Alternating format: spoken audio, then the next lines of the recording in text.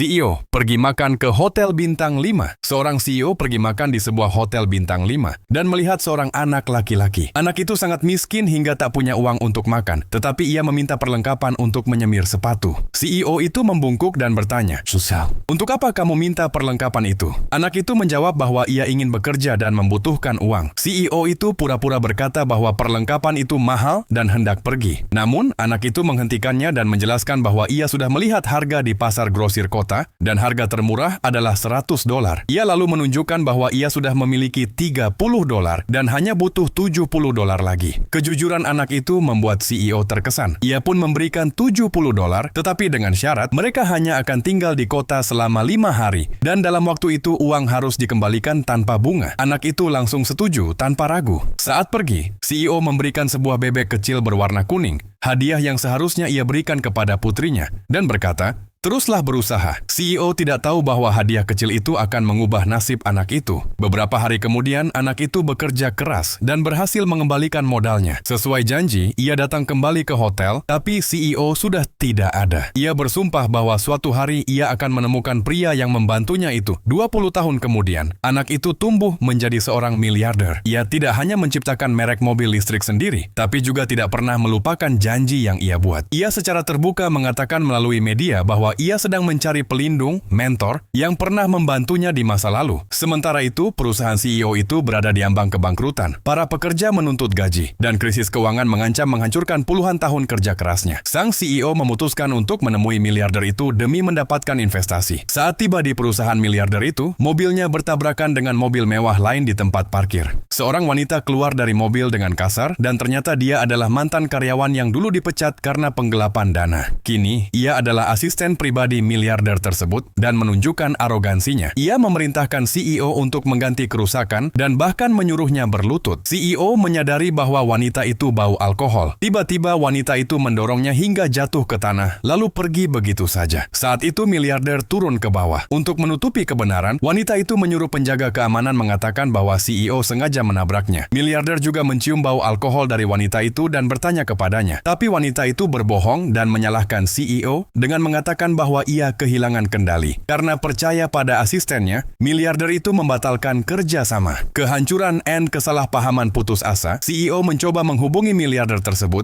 tetapi wanita itu membuang teleponnya dan memanfaatkan situasi untuk mempermalukan sang CEO. Ia menyebarkan kabar bahwa perusahaan di sang CEO punya reputasi buruk, tidak membayar gaji, dan menuduh CEO telah menyerangnya. Fitnah ini membuat miliarder marah dan ia mengancam akan memblacklist perusahaan itu dari industri.